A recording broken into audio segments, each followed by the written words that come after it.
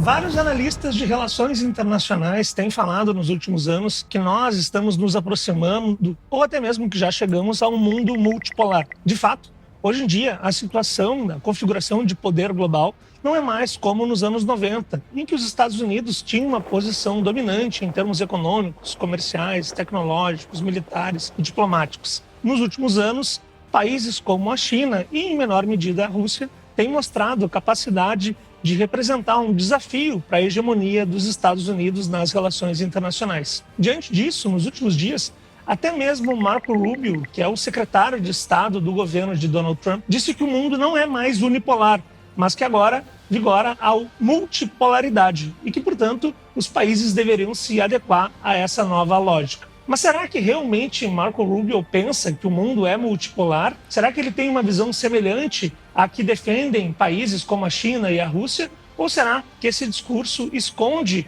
um elemento fundamental que faz com que os Estados Unidos, na verdade, queiram manter a sua hegemonia? Eu sou Ricardo Leães, professor e pesquisador de relações internacionais, e hoje eu vou te explicar o que está por trás dessa declaração de Marco Rubio em defesa da multipolaridade. Antes de falar especificamente sobre essa declaração de Rubio, é importante definir, para quem não está familiarizado com essa discussão, o que significa multipolaridade. Na verdade, polaridade, quando a gente fala nas relações internacionais, se refere à configuração de poder que existe no mundo, ou seja, quantos polos de poder que estão na prática vigorando dentro de um determinado contexto. Por conta disso, o mundo ele pode ser unipolar quando há apenas uma grande potência, como foi nos anos 90, um cenário em que apenas os Estados Unidos tinham esses recursos.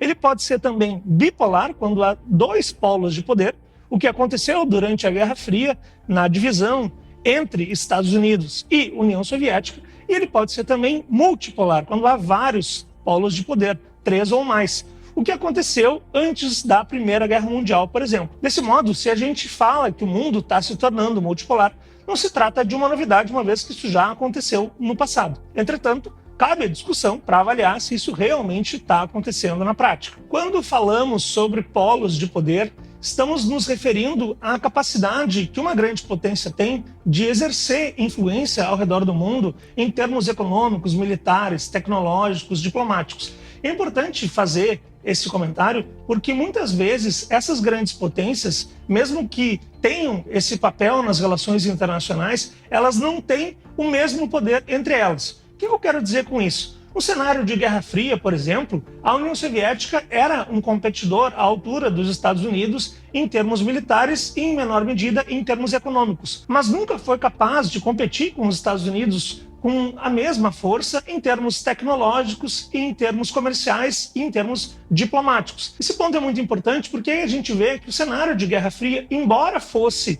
um contexto de bipolaridade, ainda assim havia uma assimetria de poder, uma vez que os Estados Unidos tinham uma condição mais confortável do que a União Soviética, o que já era realidade até os anos 80 e se tornou ainda mais explícito a partir dos anos 80, quando a União Soviética, então, entrou em decadência. Depois disso, com a dissolução da União Soviética, o cenário para os Estados Unidos se tornou ainda mais favorável, porque eles estavam realmente num momento sem rivais ali nos anos 90. Entretanto, o que a gente vê agora, em 2025, é uma reversão dessas expectativas, porque quando a gente fala que um país atingiu um patamar de unipolaridade, de ele ser a única grande potência, é como se a gente dissesse que ele chegou ao seu ápice. Mas aí há um paradoxo, porque toda vez que um país chega ao seu ápice, é claro que os momentos seguintes são de decadência relativa, ou seja, vai chegar um ponto em que outros países vão reunir condições de se tornar competitivos contra essa grande potência. Os principais desafiadores do poder estadunidense atualmente são, sem sombra de dúvida,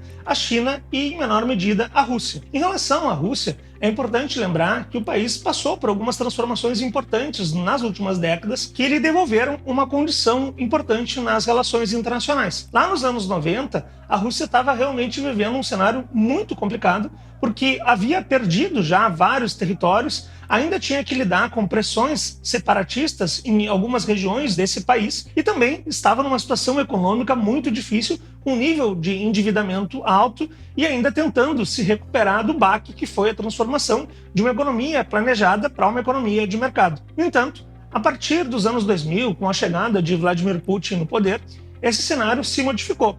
A Rússia conseguiu vencer a maior parte dos seus desafios políticos internos, iniciou uma trajetória de crescimento econômico e, a partir disso, inclusive, pôde também avançar em termos tecnológicos e em termos militares. Lá nos anos 90, a Rússia estava com muita dificuldade apenas de conservar o seu poderio militar, que ela herdou da União Soviética, mas com o começo dos anos 2000, esse cenário foi se modificando e hoje a Rússia já tem mais condições de desafiar os Estados Unidos em termos militares. A maior prova do avanço que a Rússia teve nos últimos anos é, sem dúvida, a guerra da Ucrânia. Isso porque, embora esse conflito seja entre dois países, na prática a Ucrânia conta com o apoio militar da OTAN. Ou seja, é uma grande aliança internacional contra a Rússia e tudo indica que a Rússia vai sair vencedora dessa guerra. Porém, apesar disso, a Rússia ainda assim não é um país que tenha condições efetivamente de disputar a liderança com os Estados Unidos, porque mesmo em comparação com a União Soviética, ela não tem o mesmo poderio que ela já teve no passado, mas é uma desafiante dos Estados Unidos em determinados cenários. O grande rival dos Estados Unidos atualmente é, sem dúvida, a China. A China, nos anos 90, também era um país que estava em condições aceitáveis. A China já vinha numa trajetória de crescimento econômico que a colocava numa situação melhor do que ela havia vivenciado em décadas anteriores. Mesmo assim, as transformações pelas quais a China passou nos últimos anos são absolutamente impressionantes. Em 1990, o PIB chinês era de aproximadamente 400 bilhões de dólares e hoje em dia ele já ultrapassou os 17 trilhões de dólares, fazendo com que a China seja a segunda maior economia do mundo e a primeira em termos de poder de paridade de compra. Além disso, a China cresceu muito em termos comerciais também. A China é há muito tempo o principal país exportador do mundo por conta da pujança da sua indústria. Inclusive, em 2024, a China teve o maior superávit comercial da história. E não apenas da sua história, mas da história da humanidade. Ou seja, nenhum país conseguiu ter um superávit comercial tão grande quanto a China em 2024. Hoje, a China é o principal parceiro comercial de cerca de 130 países. E nos demais, a tendência é que a China venha a avançar ainda mais e talvez se torne também o principal parceiro comercial desses países, mostrando que toda essa transformação pela qual ela passou em termos econômicos está fazendo com que ela tenha uma projeção comercial muito significativa. E essa projeção, ela não se limita ao comércio internacional, ela vale também em termos de investimentos. A realidade é que nos últimos anos a China ela se tornou muito forte na realização de obras de infraestrutura. E hoje em dia a China está exportando todo esse know-how que ela teve nos últimos anos para o exterior, passando a realizar várias obras de infraestrutura em países que ela considera estratégicos para a sua projeção de poder. Com o lançamento da iniciativa Cinturão e Rota, que é a nova Rota da Seda, a China está atingindo realmente um patamar que ela não vinha tendo há muito tempo. Podemos dizer que ela nunca teve na história. Isso faz com que, efetivamente, ela se torne um desafiante muito significativo para os Estados Unidos.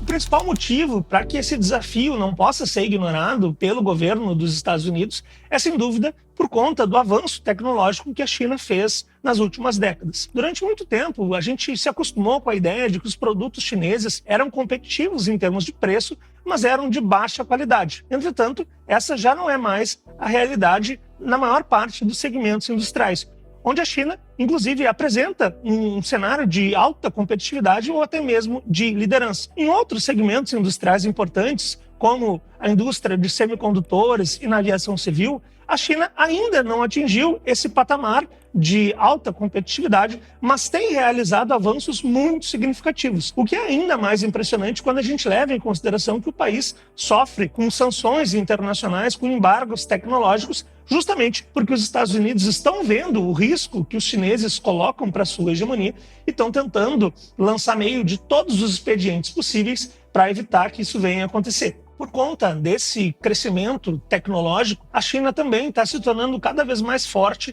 em termos militares. Hoje em dia, a Marinha Chinesa, por exemplo, ela já é a maior do mundo. E a tendência é que, se seguir esse cenário, a China venha se tornar mais forte do que os Estados Unidos em todos os ramos das Forças Armadas, um feito que a União Soviética, por exemplo, jamais foi capaz de atingir. Justamente por isso é que Marco Rubio tem dito, e essa é uma avaliação correta, que a China representa uma ameaça para os Estados Unidos muito maior do que jamais foi a União Soviética, uma vez que ela tem realizado esses avanços tão significativos em termos tecnológicos também. E é diante desse contexto que ele tem dito agora que o mundo não é mais unipolar, que agora a gente viveria em um mundo multipolar, e é claro que ele está se referindo aqui ao poderio dos Estados Unidos, da Rússia e também da China. Só que essa avaliação, ela tem sido mal interpretada por uma série de analistas que não analisaram o contexto por completo e estão achando que Marco Rubio agora está com um discurso semelhante ao que é praticado mesmo pela Rússia ou pela China,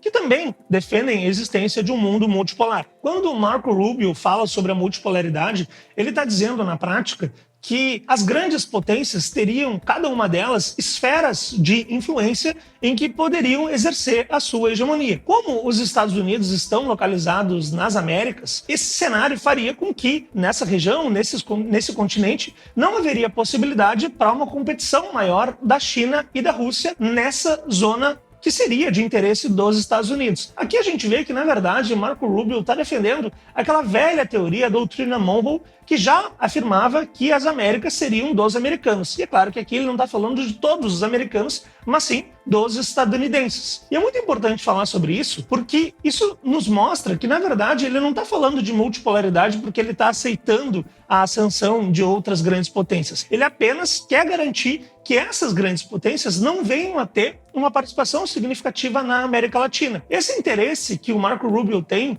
pela nossa região se deve ao fato de que ele é descendente de imigrantes cubanos. E ele tem uma vertente altamente anticomunista e ele se opõe fortemente a todos os países latino-americanos que, de alguma forma, desafiem a hegemonia dos Estados Unidos ou que, pelo menos, não estejam plenamente alinhados a eles. Inclusive, no primeiro mandato de Trump, Marco Rubio era uma espécie de um assessor informal de assuntos da América Latina. Então, para ele, essa região ela é o quintal dos Estados Unidos e não cabe nem a China nem a Rússia desafiar esse domínio que os Estados Unidos têm nesses países. Só que aí, gente, a gente chega no ponto fundamental.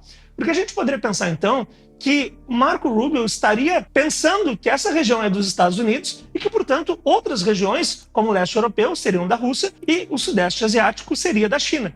Mas essa não é a realidade. Ou seja, quando Marco Rubio fala dessa divisão em áreas de influência, ele está apenas querendo que a Rússia e a China não intervenham nas Américas. Mas ele não está dizendo, em absoluto, que os Estados Unidos não vão intervir no leste europeu e que os Estados Unidos vão deixar de apoiar os seus aliados no sudeste asiático. Sendo claro que o principal destaque aqui é Taiwan. Então, na verdade, mesmo que ele tenha falado sobre um mundo multipolar, no fundo, ele está defendendo a mesma política que os Estados Unidos defendem há muitos anos, em que a região das Américas seria uma zona de influência exclusiva dos Estados Unidos, sem se comprometer a não intervir em assuntos no leste europeu, de interesse da Rússia, e no sudeste asiático, de interesse da China.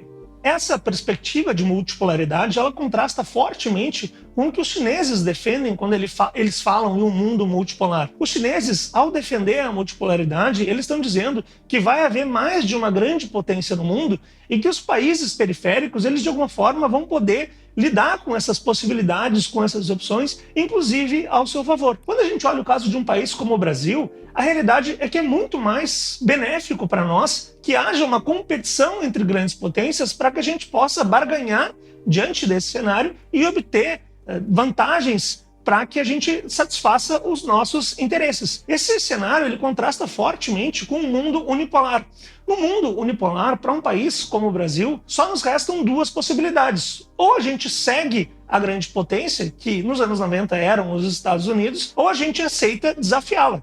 Só que, claro, desafiar uma grande potência num contexto de unipolaridade é um risco muito grande e as consequências para isso são muito significativas. Então, nesse cenário, a gente fica de mãos atadas. Já no contexto de multipolaridade, a gente tem mais condições de se aproveitar dessa transição e se beneficiar da competição entre as grandes potências. E é isso que a China está defendendo para o mundo. Mas não é isso que os Estados Unidos estão defendendo. O que eles estão dizendo é basicamente que as Américas são uma região de interesse deles e que não cabe nem a Rússia nem a China participar do que está acontecendo nesses países. No fundo, pessoal, os Estados Unidos estão muito cientes do desafio que a China coloca para a hegemonia do país nas relações internacionais. E eles sabem que a América Latina está cada vez mais próxima dos chineses em termos comerciais e em termos de investimentos. E é óbvio que eles não querem que esse cenário venha a acontecer. É por isso, então, que ele utilizou esse artifício da defesa da multipolaridade. Mas, na verdade, ele segue acreditando que o mundo deve ser hegemonizado pelos Estados Unidos e que a América Latina, em especial, deve ser quintal dos Estados Unidos.